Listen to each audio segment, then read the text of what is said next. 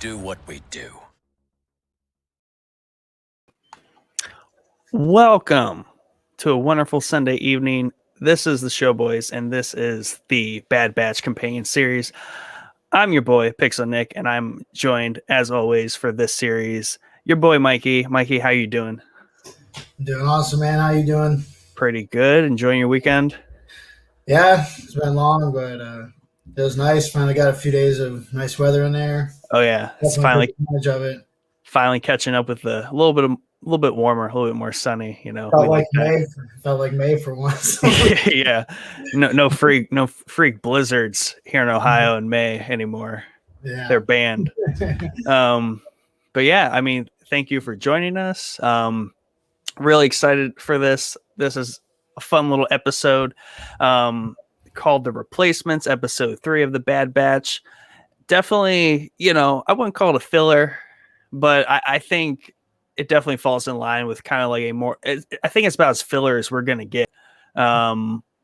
Because they're getting so good at giving us filler, but giving us these hints at these longer, larger arcs, which I really appreciate, because for anyone that's seen the Clone Wars, there was legit just filler episodes that they later tied back to. So they kind of like retrofitted them forward, but they're still just filler. But, I like this new style filler where it's a progressive episode still for everything that's going on. We got a comment here. Other half of the show boy. Yeet, what's up, my dudes? The usual. Here to talk about Star Wars. I hope you're caught up. It's gonna be spoilers. How'd you feel about the episode? Kind of like you thought. I wouldn't say filler, but I thought kind of like at the beginning they gave us the big picture of what the kind of the story. Thought this one, is a little side track, but it's allowing you to see some character development. So you got like you said, a little bit forward in the story, especially with Crosshair. If you kind of focused on him, right, a little bit, right. His, getting turned up and stuff. So it's nice. I think, over the next couple, I expect a little more of that, get some more character development, and then probably, some more big picture stuff. Yeah, and I think I noticed this a lot when I was just kind of like taking my summary notes of the episode. Is they do a lot of jumping in this episode, right? Because they're telling like a few, two main stories here, but they're also kind of setting up and expanding on some other subplots going on here, because there's a lot of just little trickles of a lot of things, but they cover a lot of ground for a short episode, like we're going to be used to seeing for a while here. But the episode kicks off and we're on the Havoc Marauder, and it's kind of got that Mandalorian kind of skipping through hyperspace there. It's it's got some sparks on it. They just blast out a Seleucami in the last episode, so it took some damage. And Hunter's kind of handing out these food rations, and they're low on food. Gives Wrecker his little snack, and he just like demolishes it. Gives Omega hers, and Wrecker's just kind of complaining because he wants more food. She's just very innocent, and she's a very good-hearted person. She's like, "Here, you can have mine." And then Hunter's like, he diffuses the situation, tells Wrecker's like, "Don't take that. She doesn't have a place to sleep. Let her have her food." And she's just like, "Okay." But we're just kind of getting a continued little, how Omega fits into this, and she definitely, she's a kid. And she's kind of acting like a kid in this scene. She's kind of sitting there on her iPad, which I thought was funny, to relate to like kids these days. She's kind of like chilling on her little tablet. Yeah. Yeah, that was that too. You're getting a lot more, showing you like how she's going to fit in with them, but still the kid part of fitting into the team. Right. Not what she can do, for the battlefield or whatever, mission. Yeah, I mean, she is. I mean, they're this is their home, on this little ship. It's not that big, but we get into that a little later. That whole kind of theme. But Wrecker's just always being Wrecker. He might be. He's definitely one of my more favorite characters. Like, he's just fun all the time. Whether he's being aggressive or he's just kind of being like genuinely nice and like a good person, kind of. It's like big and he's like big and innocent, even though when he's being innocent, he wants to demolish stuff. Yeah, right. But he's still got that, just that innocent, childlike wonder to Right. him, Yeah, he has his agenda and the things he likes to do, but Yeah, he approaches everything from a very simplistic manner, yeah, very Wrecker like. yeah, Like you said, he reminds us of somebody. yeah. Definitely see some comparisons. Yeah. So then we're up in the cockpit and like Echo's noting that the ship needs some repairs, and he was referring that they would go faster if he had some help, and he's alluding to Tech's preoccupation with building what he said was a scanner that would help him or help them kind of like, I think, analyze or just learn more about the inhibitor chips in them. So I thought that was interesting. They didn't really expound too much on that, but he was definitely being Tech, and he was working an angle, which I always feel like Tech is working some sort of angle, but we're not fully ever in the loop of like what exactly he's doing. And I don't even know if he knows what he's doing sometimes. He's just kind of like doing stuff, and then like halfway through the episode he drops some information Yeah, that he's going to kind of keep into himself. yeah, and I think they kind of use him, not just him, but like kind of like you said, like planting those little things that we might see play out, and you pick up on, like you said, you're like, oh, I didn't get much in this episode, but then they kind of get sidetracked, Right. to repair the ship and everything.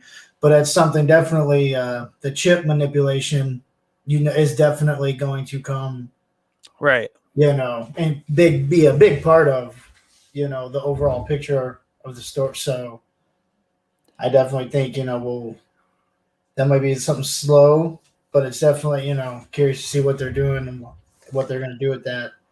Yeah, and I don't know. I have a hard time placing Tech precisely like his personality, because I guess he looks at everything very objectively and just kind of like very fact driven, whereas everything's like very a matter of fact for him. And he's, I don't know, sometimes it feels like he comes to realizations that I feel like he should have already came to. Yeah. But then like it just kind of like hits him, then he says it, and then everyone like has a light bulb moment. And I am getting lost a little bit, like what they don't understand about these inhibitor chips. It just seems like a very like strange concept to them still, but I feel like there should have been enough explanation there already. But I don't know. That's just like a weird spot to me with the slow like pickup on these inhibitor chips. But I don't know if that's just because I know about them from the Clone Wars and I just assumed they were more well known. I don't know. And see, that's what I'm not sure, but you definitely see it kind of playing out in the episode with Crosshair. Yeah. Because you definitely see that we know they've turned his up, and obviously you can tell, but then you also, I feel like there were a couple times where it's, almost like he wants to fight the chip. Right. That some's peeking through. Yeah. So I think maybe there's something like these chips, maybe they're not as effective or something with the Bad Batch, but I definitely see like you said, you got what Tech was saying on their end, and then the opposite side of the story, I think you got to see a little bit play out with Crosshair. Right. Yeah, I see what you're saying. I just think it's interesting how the full understanding of what these inhibitor chips are comes about. Yeah. So yeah, just as Tech's kind of explained, like diagnostic report, no critical systems were affected. Kind of as he says that, right? The ship like drops out of hyperspace, and they're like over this like planet. And Hunter's like, it doesn't seem like it. Like that doesn't seem good. Like we just fell out of hyperspace. And he's like, life support's good. We're fine. Always cool, Tech. I feel like Tech's the cool one all the time, and then Echo's the one that has to like scramble and like fix it, pilot the ship or something like that. Yeah, definitely. I figured they had some good interactions in this one, so I figured you were enjoying that. Yeah, they're fun. I like those two. I like Echo too. He's just a cool character. He's kind of like that Tech ninja. I don't know. Yeah. And it's weird because it's like they almost have the same role, right? But they don't. Because when you're saying Tech, it's like you almost feel like Tech and Echo should be like switched a little bit. like that tech is almost like so, like you said, so robotic and just Yeah. always kind of ahead and just always working on something, and the normal stuff goes, right over his head. Right. Yeah, and tech is like all mental too.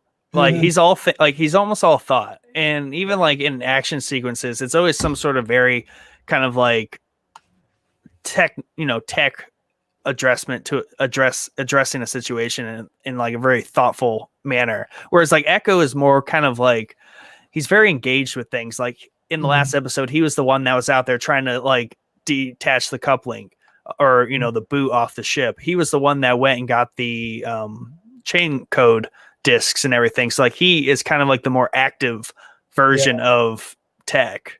yeah, kind of cleaning up after tech stuff. Like, Yeah. getting the ship towed in there and Yeah, stuff like that. he does like tech's dirty work kind of. Yeah. And I think maybe that's kind of like the annoyance that he showed there, where he was like, it would be nice if I had some help. Um, but yeah, they drop out of hyperspace and they effectively crash land on this planet, moon, either or. I think the description of the episode said it was like a moon or yeah, like a moon. But they crash land on this planet, and it turns out they need a capacitor, right, to make sure the ship kind of just completely stays functioning.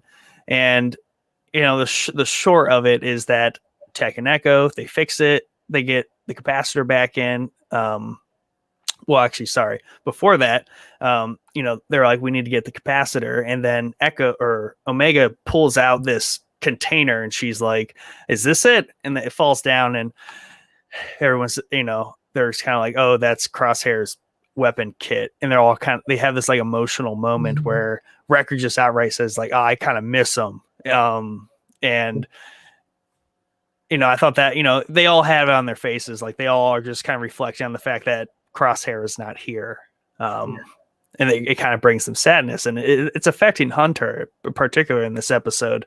But Tech goes on to say, he's like, how it wasn't necessarily all Crosshair, like the inhibitor chip might be having an effect on him.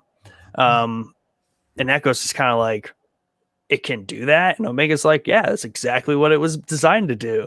So like things like that, where I'm like, they haven't had this conversation yet where Omega just tells them, like, she obviously knows a lot about these inhibitor chips. I just feel like it's very slow play here for them to understand these inhibitor chips, which seems a little off to me. Yeah, I get what you're saying, and like I was telling you before, especially I think her knowing so much about the Bad Batch, I think she was kind of placed there by what are they, the Caridians, Kaminoans. or yeah, uh, sort of in that, so she knows more than she lets on, and when are we Yeah. gonna find that out? And like and what these chips, like, what are what is the role that they're playing, and what does she know? Yeah, and I mean, I guess when you say like she knows more than she leads on, she definitely seems to have some latent abilities and also just like latent information. So Yeah. like maybe she didn't actively know that she knew that about the inhibitor chip, but like when it comes up in conversation, she's like, oh yeah, that's exactly what they do. Just like how in the first episode, she used the blaster rifle to like knock Crosshair's rifle out of his hand. Like she's a pretty good shot too. So she has these like latent abilities, which plays into this like larger idea of like who and what is Omega. So like, and I'll get into this a little bit right now because it's a good time, I think, but she's a clone for sure. Like Yeah. most certain she's a clone. They've just come out and said that.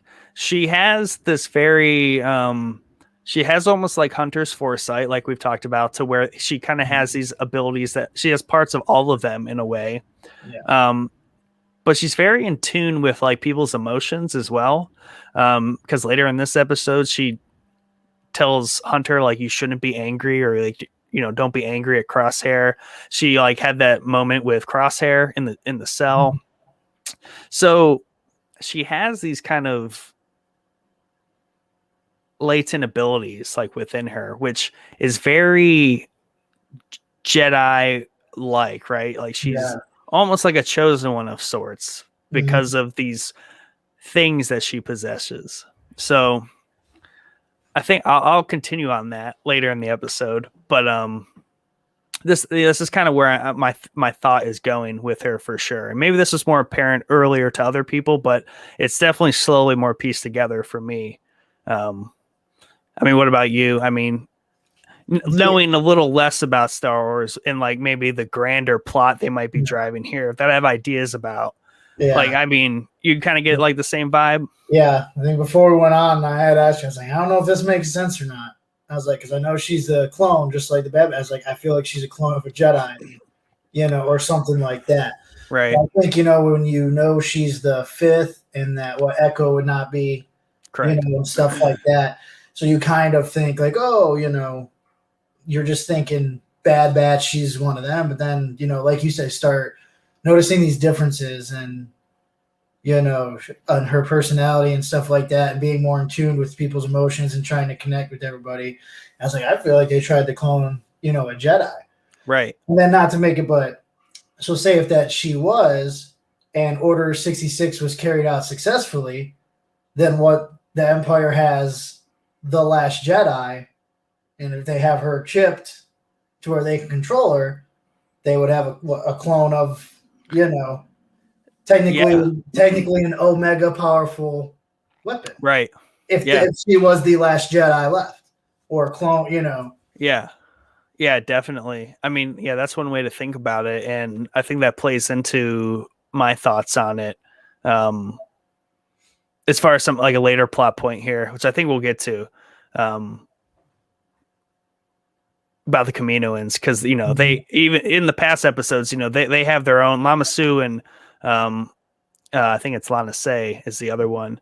The prime minister and like the main doctor one, they obviously have like a little agenda of their own that they're hiding from the Empire because they don't entirely trust them. Yeah. So, and another thing, so like back to the scene at hand here. So they crash land on this moon, and they go out, Tech and Echo, and they fix the ship. Now they have these respirators on their face, which is a huge callback to The Empire Strikes Back when the Millennium Falcon's in the Space Worm and there's the Minox and like Hanley and Chewie are out there.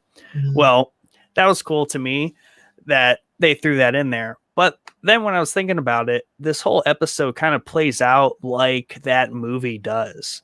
Because Empire Strikes Back, there's many stories being told and all these kind of like subplots being driven, and they keep flipping back and forth. Millennium Falcon, Vader, Luke, and they keep jumping around. This episode's doing a lot of the same thing. So this is kind of like a episodic version of The Empire Strikes Back. Yeah, it's funny you say that because I was gonna say, like, I know it wasn't Swamp, but for me, I always loved when Luke's on. I'm sure everybody does on Dagobah. Yeah, And I felt when they're, before they go out and stuff. And I felt like, man, it feels like Luke and R2 on Dagobah. right. Me, got definitely that kind of vibe. And then when you mentioned too, the masks and Han and but that's exactly what I thought. I was like, man, I kind of, I got that Empire at least when like just that. Yeah. Setting. Yeah, definitely felt like it to me too. Yeah, the way they set the episode up, and then just like that direct reference there, just really kind of sunk it for me that this is a big Empire nod, which everyone loves Empire. So I don't know, maybe this is the best episode there, the whole series. Yeah, but let's see here. Where am I at? There's the whole record part. So yeah, they skip back. This is where they start skipping back heavily. So like back on Kamino. Tarkin and Lana Se, they're running some tests on Crosshair. Poor guy. He's always just kind of under, basically in the CAT scan tube or whatever. And they're kind of just like, they're just doing their chatter about that. Lana Se is kind of, doing the whole just, let us keep making you clones. Like it's just what's best. Obviously protecting that pocketbook of theirs. But we get, I believe a new character here, at least for the series, or at least kind of shown in any sort of, not live action, but live action and or cartoon at this point. But Admiral Rampart, here. He was previously seen, though, in the last episode on Seleucami. He was the one that was in the hologram kind of saying, like, oh, come exchange your credits for Imperial credits. We'll give you a chain code and everything will be great. So, like, he was the guy in the hologram. So he kind of shows himself full person here. And he was the one that kind of at least ran the chain code project. So, because Tarkin kind of congratulates him on the success of that. Obviously, he's a big Empire fan. He's willing to do anything to kind of make sure the new Empire gets off to the right start. Well, they refer to another project here called War Mantle. And this is a new Rampart project, which ties directly into Tarkin's kind of assessment of the clones. And essentially Rampart project here, or War Mantle, is all about taking clones, having them train enlisted soldiers to the Empire. So basically taking other already kind of veteran soldiers, because there's obviously been lots of soldiers bred throughout the whole course of the Clone Wars. The whole galaxy's been at war.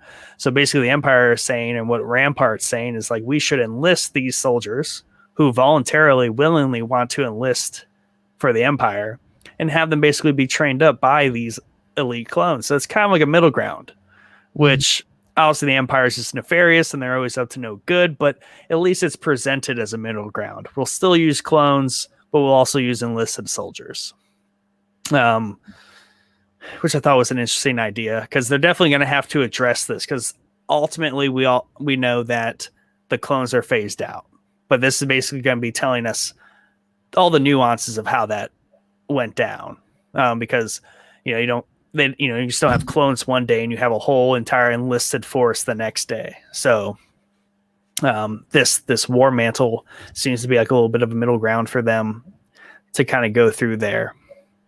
So they head to the hangar where there are 4 new recruits awaiting, and they're definitely presented as kind of veteran fighters. Like, they know what they're doing, and they've seen combat before, and basically they're assigned to Crosshair.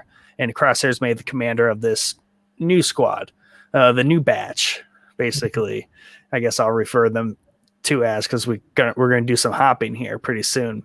Yeah. But yeah, basically Tarkin's happy with Crosshair and makes him commander of basically this first squad of Project War Mantle.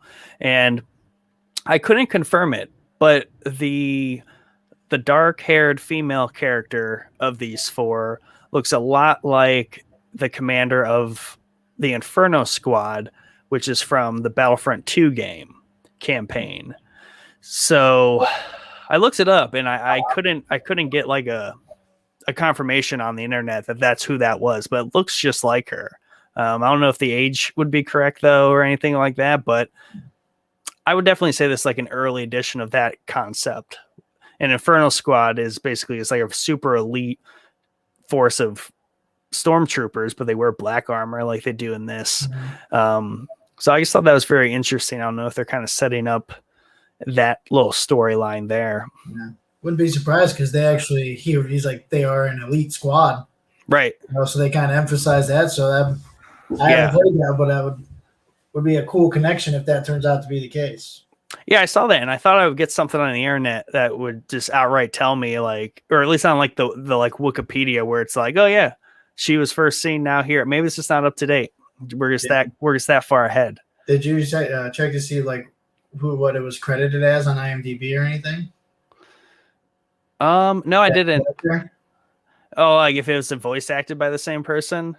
Yeah, I wonder if it was. That would be a good check. It would say the character's name. Maybe that matches up too. That's a good point. I mean, I didn't do a lot of digging, so I don't like to do that too much before these, but yeah. I just want a quick confirmation there. But it looks a lot like her. So visually, in setting wise, it tells me it should be. Yeah. So, that wouldn't be the first thing I've heard too about video games connecting to this series or ideas about it. Yeah. Well, so that's not the first, because someone just asked me the other day if I had heard a rumor, which I hadn't, but so maybe that'd be cool if they're trying to tie in the video games in more ways than one too. So that'd be sweet. Yeah, I mean, they definitely. and the other showboy, Mike, he's gone on the lengths about this, and we've talked about this, but Star Wars is like a prime use case for doing all three mediums, or all the mediums, Yeah. and like directly making them a shared universe, because games always come and go, and they're either usually just doubling down on something we saw in a movie or saw in a series. But with Fallen Order, which is like the most recent Star Wars game, it follows Cal, which is he's a great character. He's modeled after his real life voice actor, and basically he's just kind of a perfect fit to just play his character in game in real life. So it's completely not out of the question. I think they're definitely gearing up to do this, to where their games that they make that are RPGs and they're story driven are just direct continuations and different stories, all kind of lined up with the movies and the series, and not just extensions, because that's how games in the past have always been. They're kind of just extensions that kind of like go off in a random tangent in the universe, but they don't like directly tie in to where you could watch me play a video game, or you could play the video game and be basically caught up on that movie, if you will. Yeah. Yeah, that's funny too, because that is the character that I've heard rumored that people like they want to see, or that could be. So that'd be cool. Like said, maybe definitely like I think especially fans, like I said, you're more fan than me, but to see that character from Battleground 2 and you're like, holy shit, that was actually her, like that'd be awesome, Yeah. Start directly incorporating. They do it the other way, so yeah. So then they jump back to the crash site. We're with the batch, OG batch, not the new batch. And they replaced that capacitor, but it seems that something is lurking out there with them, much like Empire Strikes Back. And it kind of attacks the ship. It jumps on the like windshield, and they kind of like freak out because like, oh yeah, something is out there. And Tech, like, he kind of looks it up real quick. It's some sort of moon, like something moon dragon. That's what I got out of it. And basically he's saying that it feeds off like pure energy, so that's why it like snatched the capacitor, because Echo was like, yep, capacitor's gone, the one that we just put there. So this moon dragon thing snatched the capacitor because it was hungry for some energy. I don't know the exact like logistics of how that works. That's not how we work. We can't just like suck down a battery, just eat Duracells. Yeah. New TikTok trend right there. I did kind of wonder how this thing survives and nobody crash lands on the moon, but yeah, it must find. Yeah, it just like eats lightning bolts. But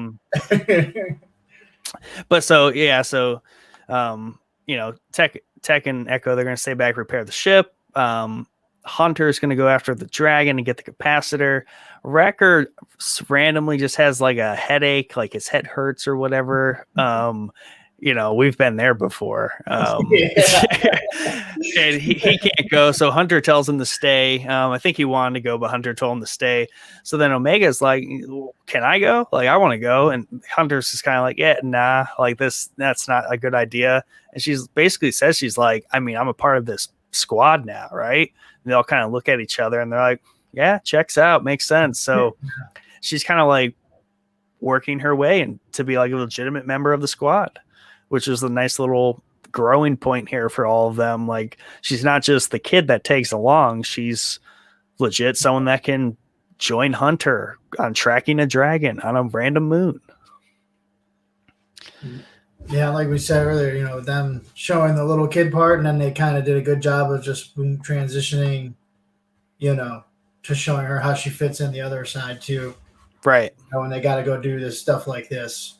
So at least did a good job there with that. At least transition back into that. Yeah, and it's just more of that, like, she knows she wants to do it. She's just generally intrigued, but this is more opportunity for those latent abilities to come out, where she's going to be useful in more ways than just being the stowaway kid.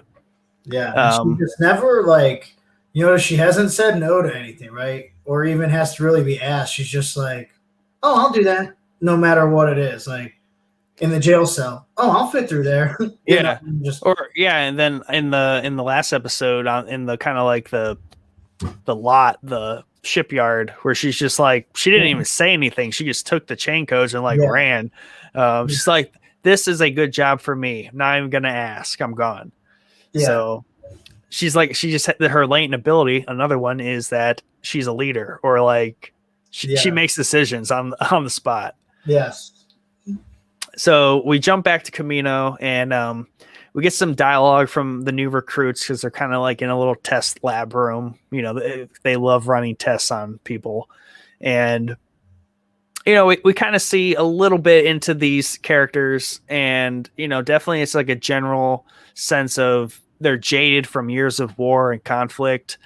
And like the one really mouthy one, he kind of just says that he joined the Empire because it's good pay. They provide like shelter and whatnot, and that's more than the Republic ever did for him. So we kind of get this idea where, you know, Rampart alluded to, and he alludes to in this scene because kind of watching them, he says, you know, because Lama Su, he's still kind of saying clones are always going to be more effective than these enlisted troops.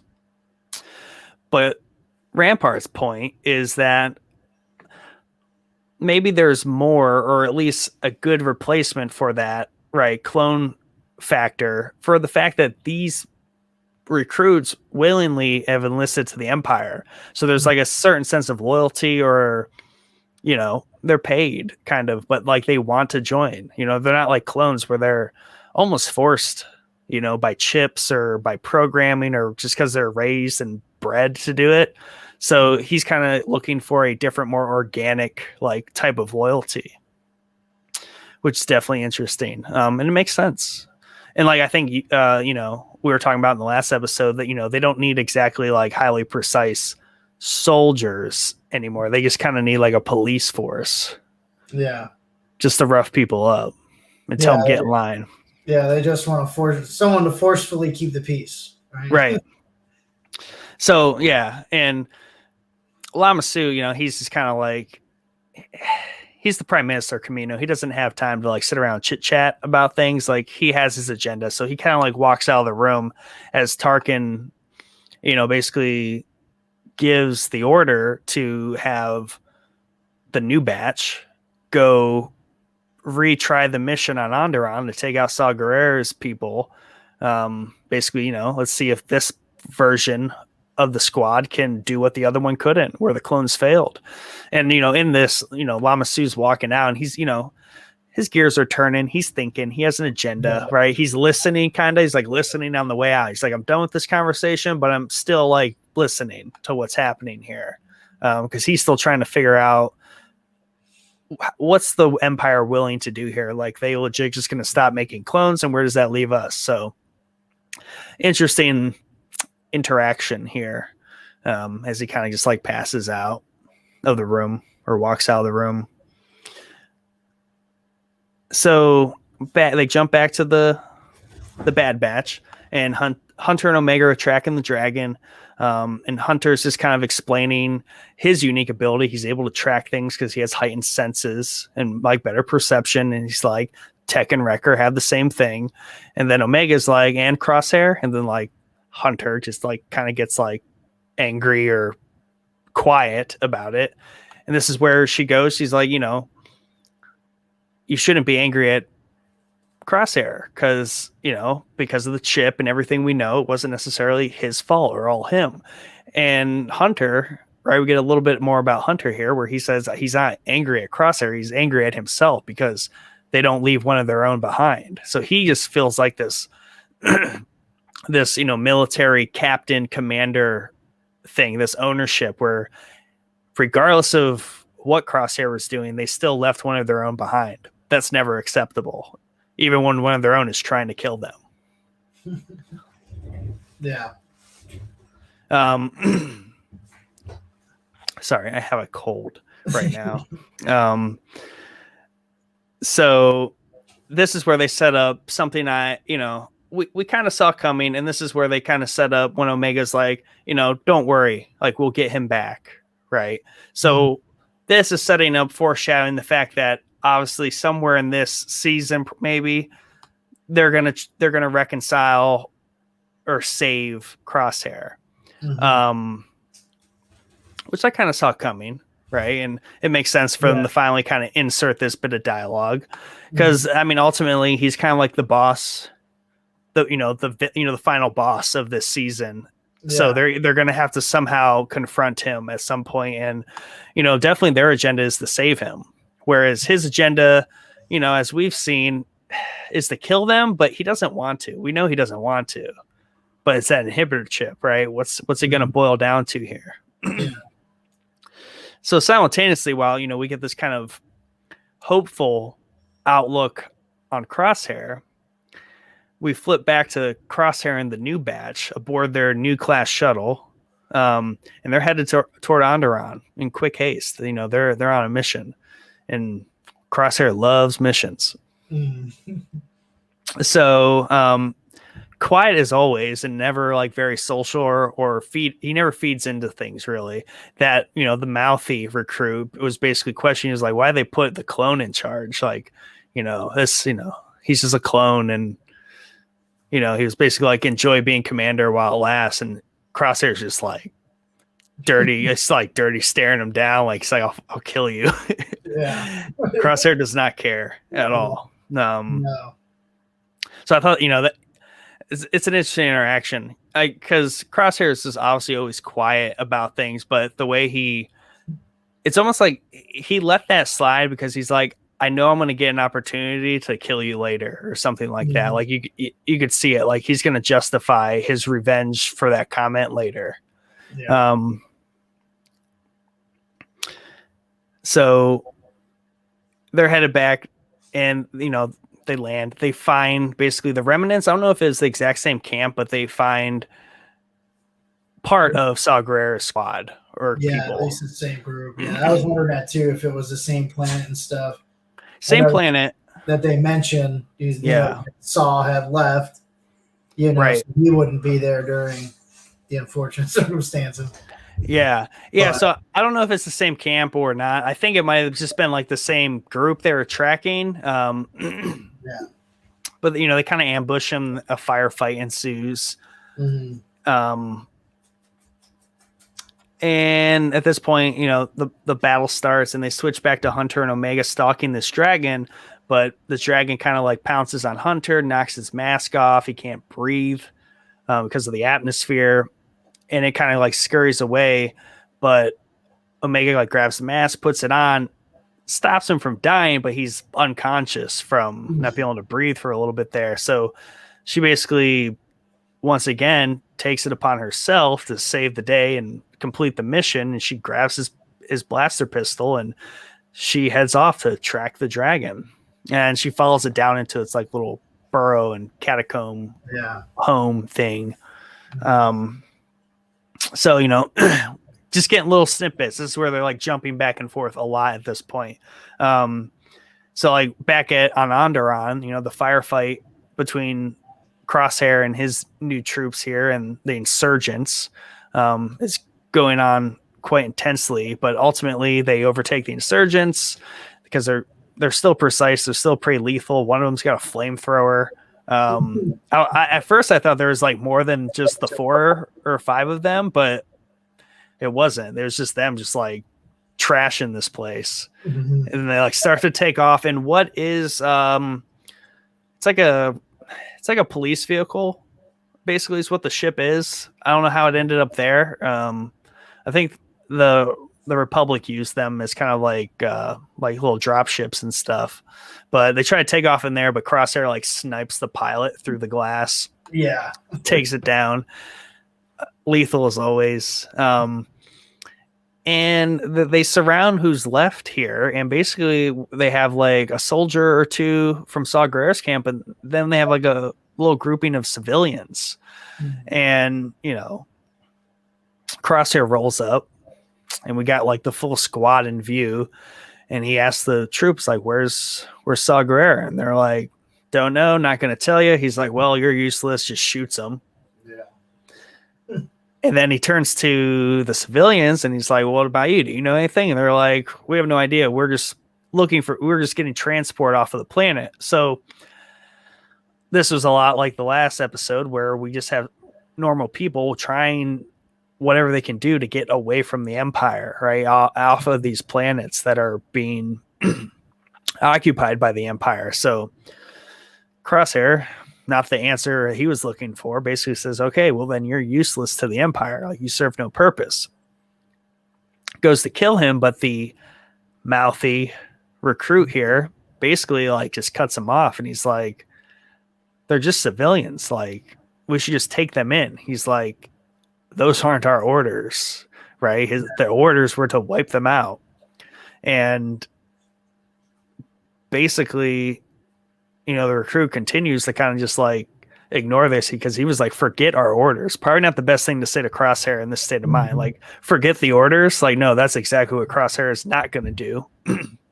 And he kind of like pretends like he takes charge, and he starts giving out orders and telling the other ones what to do. And Crosshair, kind of like good, bad, and ugly some. And just kind of, he's like, good soldiers follow orders, and just like wastes them right there. Yeah. It's an intense little scene. It is. I was gonna say it's probably, she, like you said, sniping that pilot and then pretty much shoot this guy right in the heart. Yeah. And Flamethrowers, like, and then they cut away with these. The civilians are there, and then you hear, like, they just flamethrower them, like, yeah. And, Crosshair just anyway. He's like, hey, this is how he wanted the last time to play out. Yeah. So yeah, he reissues the order, and yeah, like you said, like they cut away, but obviously they just torch and blast the civilians, so everyone's dead. Yeah. And this was interesting coming off of the last scene where a scene or two ago where Omega's like, we'll save him, like we'll bring him back. Yeah. So they go from this like hopeful scene where Crosshair's like redeemable to this very drastic other scene where like, how do you redeem this character? Like, he's doing some gnarly stuff right now. Yeah, he seems to be enjoying it. Like, not like ecstatic. Right. You know what I mean? Like, this is what he was meant to do, not judge whether, people should live or die. Just nope, they were told to die. Right. Yeah, it's not like he enjoys it, but he gets more enjoyment out of the fact that he just like checked the box, like done. Because they made the same, I think that line, like you said, he's like, a good soldier follows orders. As much as he disagreed with Hunter in the when there's he didn't break rank, he followed those orders, So I think especially once this guy breaks them, he's like, well, you just, he's basically been waiting to do that to somebody for a while. So right. So they give us these two very contrasting takes on Crosshair, right? And obviously it's just based on earlier. The batch wants to save him. They want him back. They miss him, right? Because he's a likable character, and up until now, but right now he's kind of like the bad guy, and he's doing some really nasty stuff. And this kind of like sets up the question, right? So they're going to confront him somehow. Yeah. They're going to, so this kind of makes me feel like they're going to succeed in saving Crosshair, but I think he might die, either sacrificing himself to redeem himself. Yeah. Or just dies, but like somebody just shoots him. Yeah. I feel like either Omega and the Batch are going to get separated somehow.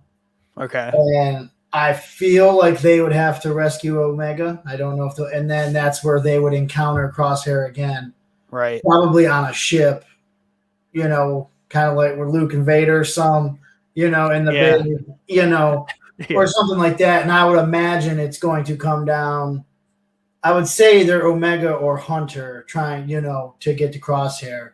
But same thing, I think once he gets turned, he will probably make that last gesture, right, to allow them to finish the mission, right, and he'll probably break some order to go against his character trait flaw, But that definitely, I think it'll play out. I think everybody will be there, like Tarkin and Yeah, I think, but I just feel like he's gonna die at this point because I mean, he's doing some really bad stuff, and it's yeah, do you just have a character redeemed and saved from this? Usually not. I just feel like he's destined to die in this season or eventually. yeah, Very yeah. unfortunate, but that's how I feel about it based on like these scenes. I would say that looks like his redemption arc. Yeah. How it would be completed. I'd say that's a good one. Too. I think it'll be whatever is going on with Omega. Yeah. Once that starts, I think that'll all unfold, and it'll be where they have to go back, whether her and the batch go back with some plan or a skirmish before, and they get separated, and that they're using her as bait to get the batch back or something. Right. But I think definitely, I feel like we're gonna get that scene with. It's been building since the opening scene with Hunter and Crosshair in some kind of confined space. Yeah. With that conclusion, yeah. Close quarter Hunter's advantage. Yeah. Maybe. I don't know. Yeah, that's gonna be wild, but I don't know. I just feel sad for Crosshair already. His character might not make it through this season. It's gonna be tough. Yeah. But then, after that, civilians get torched. They flip back. Omega's, down in this dragon's lair, and she finds the capacitor, but she also finds the dragon. She has this flashlight, and the dragon seems very interested with the flashlight, kind of like the whole cat with the laser pointer thing. Yeah. So basically, she puts it together. She like tosses the flashlight at it. It just starts eating it because it's got energy, and she's able to grab the capacitor and dip. Right. So it's a very non-lethal, non-aggressive solution to the problem. Kind of Jedi-like. Very, very smart of her, right? Not just doing what the Bad Batch normally does, where they just blast everything, or, Wrecker, the opposite of Wrecker. Yeah. I would love to see Wrecker down in those holes, like trying to figure that one out. Yeah. But like Hunter comes to kind of simultaneously, and then like she crawls out of the out of the hole, and she's basically like, I got it, and and he's like, it's dangerous, like something bad could happen. She's like, I was completing the mission, like that was the mission, had to keep going. So definitely earning like her role, as we kind of spoke earlier, her worth, right, to the team. Like she's not just a kid, she's valuable. She can do things. She's completely competent. So that was, nothing really crazy happening there. Just in and out, no real conflict. That's a very clean story there. Over there with that's like the thing. The Bad Batch is having a very filler type episode. Where I feel maybe Crosshair is not having much of a filler type episode. Like there's some deep stuff going on with Crosshair's character here. Yeah. Because back on Camino, they arrive. Tarkin's impressed that they completed the mission, seemingly. Like they just nuked everybody. I'm sure the probe droid was like, oh yeah, good footage. And Tarkin's just like loving it. He just loves seeing people get exterminated. He's kind of a psycho. Yeah. So he tells Rampart, he's like, this whole new project, like this makes sense. This is working. But, right, he admits that he says the clones are a cost prohibitive relic of the past, but until we're able to fully replace them, they still have a purpose. So still in this middle ground territory where keeping the clones, we don't know if we're making new ones, but we're going to start recruiting people.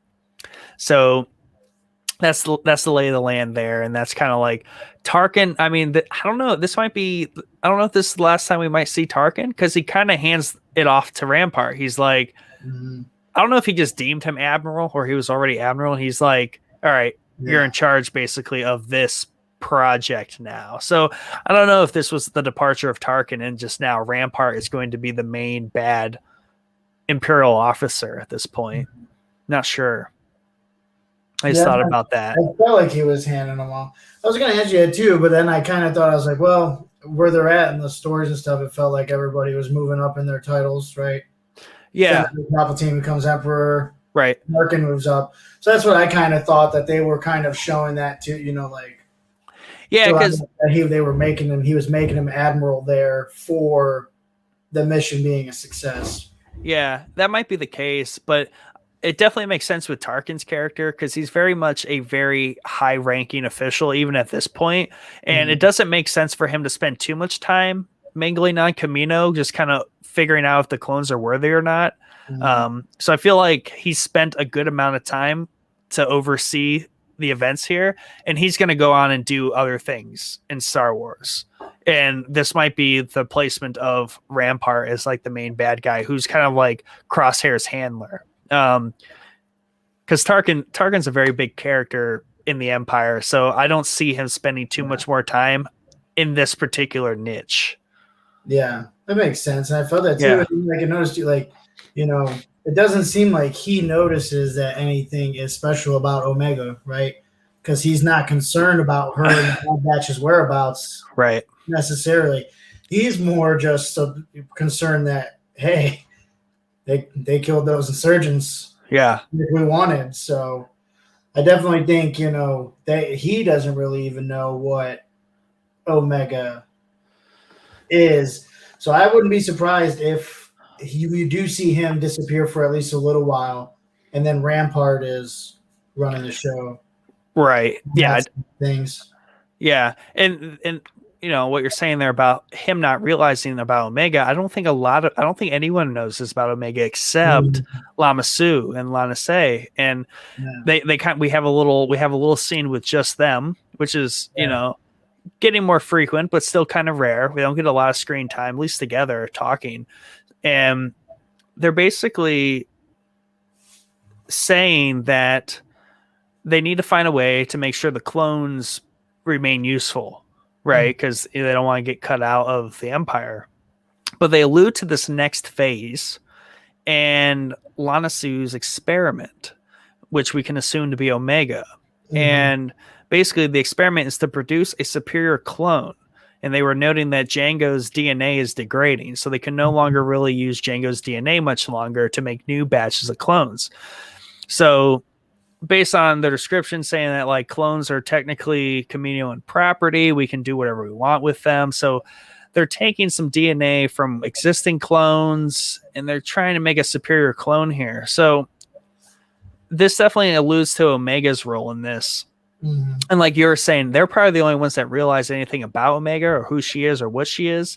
And that's probably why she's, one, safer with the Bad Batch, and two, why they don't want her around, because if she does have some sort of Force inclination, she technically could be exterminated or at least taken by the Empire. So yeah, I definitely agree with you that they're probably trying to hide her from being discovered. Yeah, because I feel like however strong she's going to be, had Tarkin realized what he was on that ship with him, he wouldn't even have been worrying about the clones or new troopers or anything, because she would be that powerful. Right. With that much of a weapon, Yeah, but yeah, they were able to kind of skate her under the radar and get her kind of out of the picture. Too, like what they always, she's my medical assistant. Right. Very kind of that was the early thing. Like she was the medical assistant, but she did not like being hooked up to the machines. So like clearly she's not just the medical assistant. Yeah, so that if you to see what experiments that she underwent. Right. Like you said too, you would never assume, right? She's around 14-year-old or whatever looking girl. Yeah.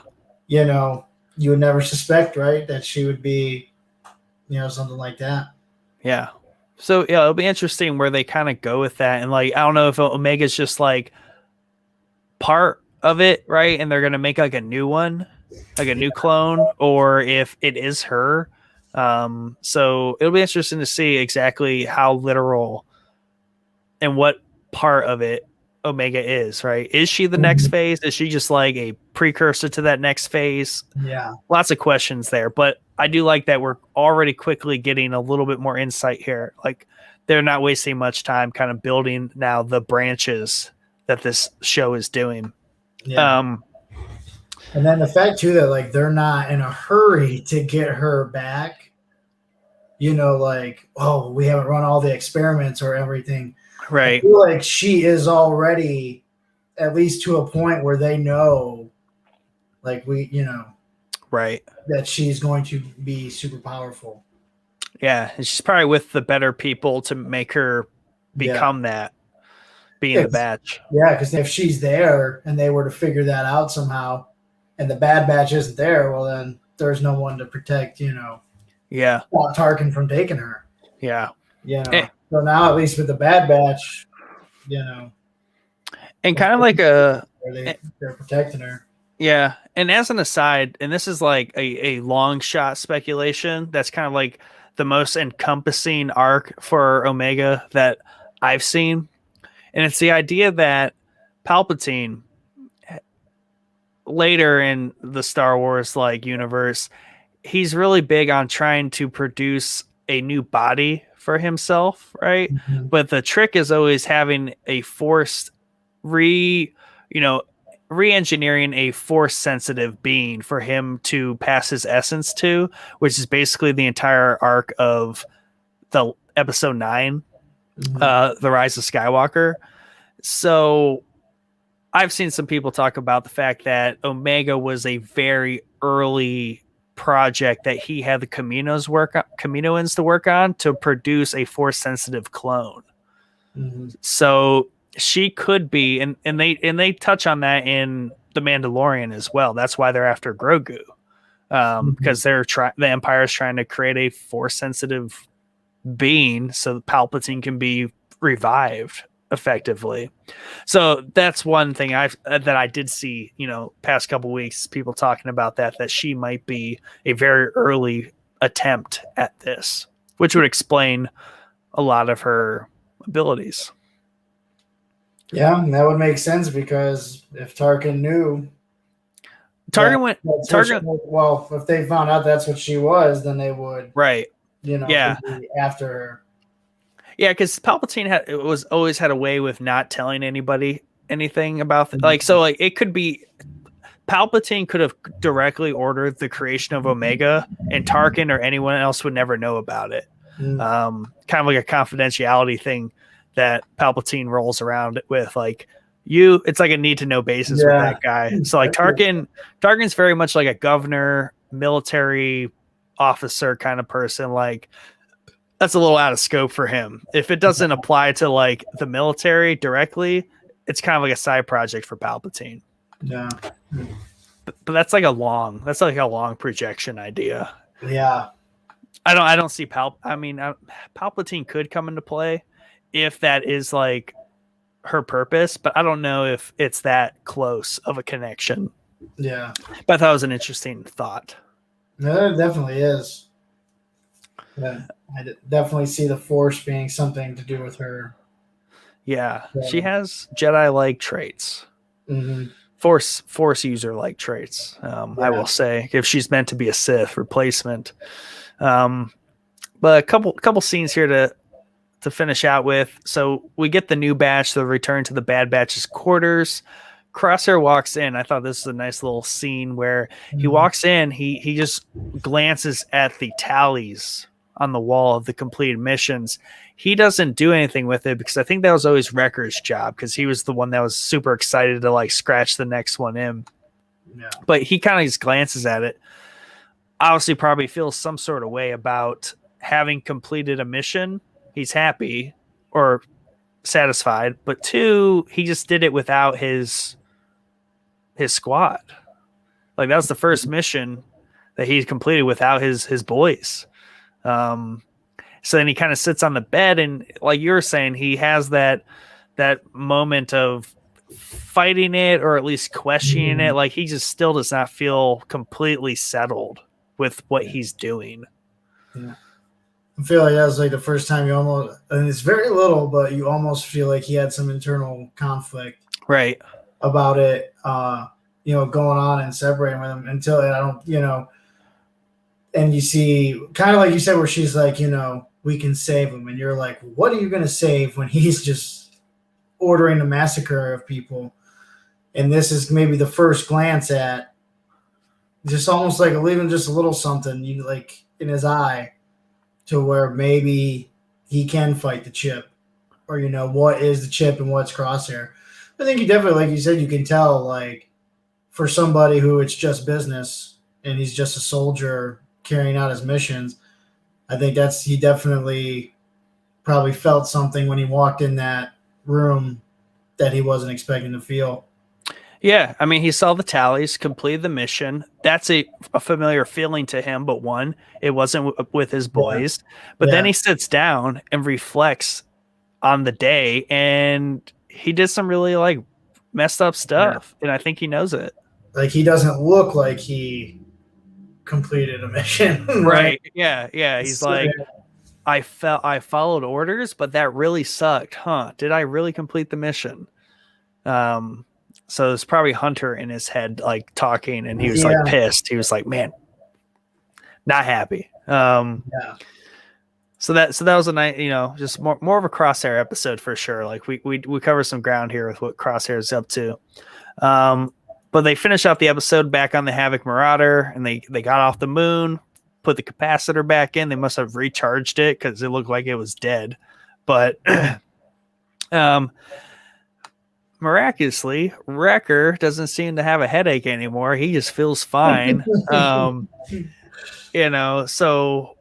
but he wants scared of the dark. Yeah, right. He's scared of heights. He is scared of heights, so maybe he's scared of the dark too. Man, yeah, I know this guy.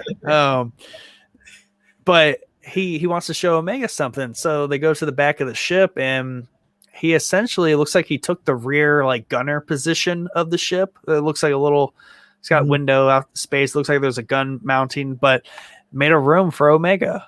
So I think he might have faked his injury so he would stay behind and could build a room for her. And she's like, this is the first room I've ever had. And she never had a room to herself or whatever. So, I mean, this is a real like kind of like family bonding moment where good guy Wrecker, built a little cubby for his new friend. I'm just gonna keep drawing correlations here, right? Yeah. Just living in the closet. Yeah. He even gave her the best his stuffed animal that she went back and saved. Oh yeah. Yeah. It's a nice little ending, right? And once again, like this episode it contrasts so heavily because you have this very clean, non-violent, run-of-the-mill filler arc with the Bad Batch, and you have this very intense, violent arc with Crosshair. And that's kind of like the dichotomy of the two sides of the Batch right now. You got the Bad Batch being kind of like they are the good guys, and then you have Crosshair is just really off the deep end. It was a really good episode once you like kind of sit down and break it down. And this is, like I said at the beginning, where we step away from the traditional filler episode and we get something way more full of substance than we probably deserve. But yeah, and I think too, just that, and it shows, that it is not even like a question anymore now, right? Like, she has a bond with the team, right? So I think that bond, like there's still something, like I said. So when they get separated somehow, they're either that bond, they're gonna go for her, or you're gonna find something out. Like, I think that where they might look at it as she betrayed them or came with them under like misleading circumstance, and there's a quick tension, you know what I mean? Yeah. You have to go back and save her. But I think that relationship between them, I'm definitely, where they're going to go with that. Yeah. And why this bond between her and the Bad Batch, and where they're going to explore, and, that connection and why it was. It's definitely cool, and definitely where they're going to, got me intrigued. Yeah, I wonder if they would go so far to like try to undo that, and she has an inhibitor chip, and she like betrays them.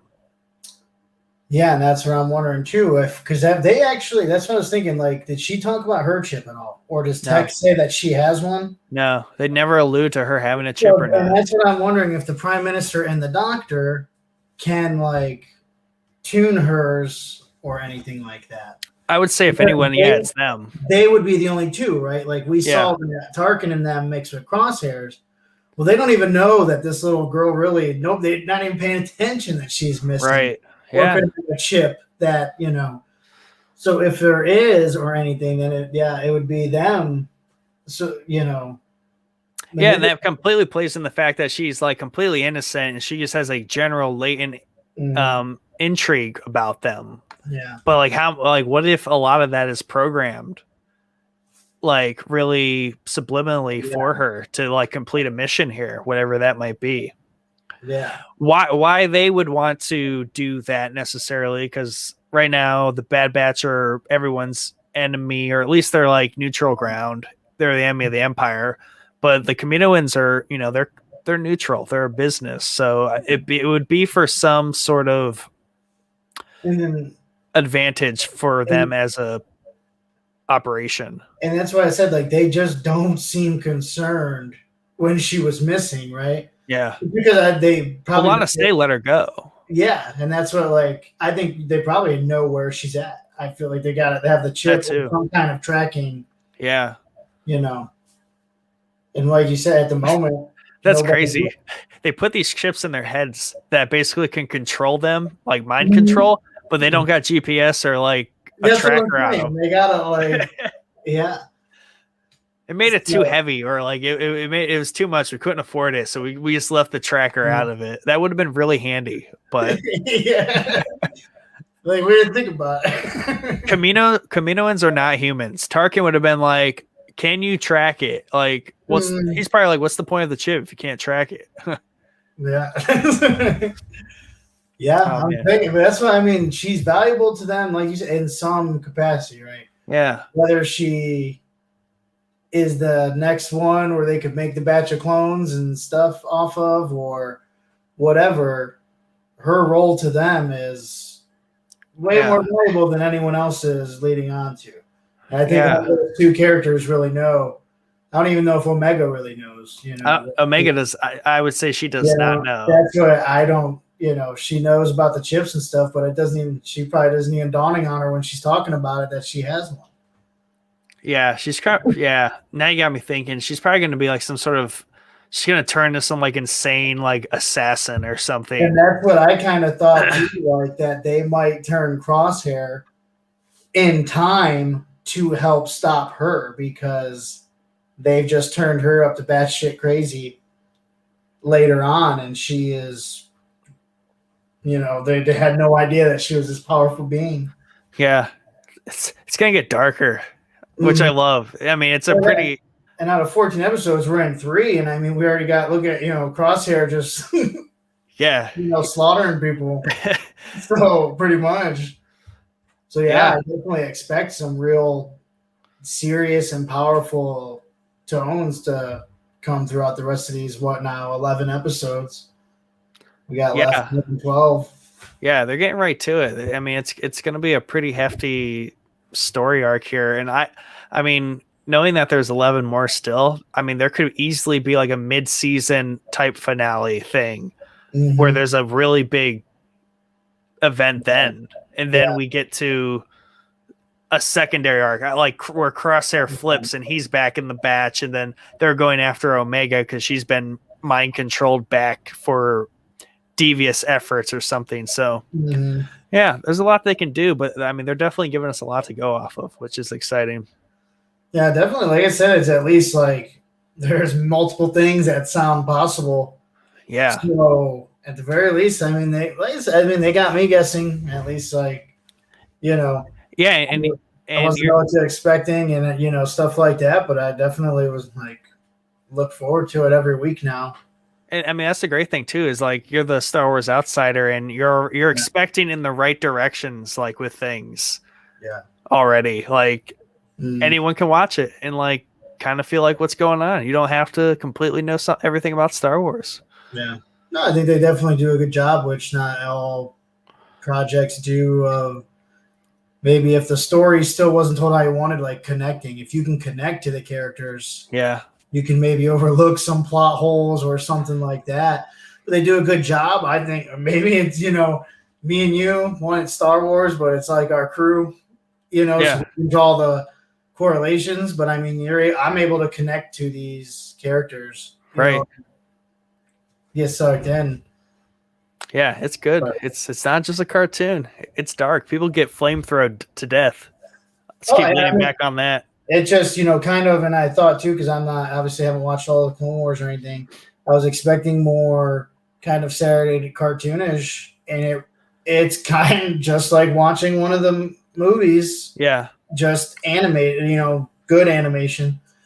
And that's the first half of the Clone Wars. Half of the Clone Wars is kind of campy, cartoonish, right? Mm-hmm. But the other half of it is building up to this exact style, with the season 7 being this exact style. So they're definitely they find their niche, and it's only natural too that this show grows darker. Because it's during a very dark time. I mean, it's not a pleasant time in the galaxy anymore. It's post-war, but like we have a new regime, so there's some bad stuff happening. There's not a lot of good. Yeah, it's post-war, but the one side hasn't really stopped. Yeah, we won, but we still have things to do. Yeah. Yeah. I mean, thanks everyone for tuning in. Great episode 3 of 14. Definitely having a lot of fun with this. They're definitely putting a lot into this show. It's a very perfected formula, right? If you've watched really any of the Disney Plus series that have come out this year, on top of just like the Star Wars formula that they're working on. And I'm just continually impressed with, what they can do with an animated series, let alone a series in this wider expanding Star Wars universe. So it's a lot of fun. You can definitely see, that they're all under one umbrella, right? Like, know Kevin Feige does Marvel and Star Wars is person, but you can definitely see a lot of these projects coming out on Disney Plus. Yeah. And you can see them starting to form like, I don't know if you've gotten into the Mighty Ducks. I loved it as a kid. And they have the new show. And you can even see some of the same kind of storytelling and formula in that too. Yeah, they have a polish to them, that's for sure. Yeah. Cool. Well, that's all I have. Great episode. I mean, we'll be back 7 days from now, next Sunday, 9 p.m. Be sure to check out all the stuff, Showboys. Join our Discord. Shout out to Unlisted Productions for the music score on the intro and the outro here. And we'll be back. Until then, have a great evening, everyone. Yeah. See you next week. Play it. We do what we do. Do it.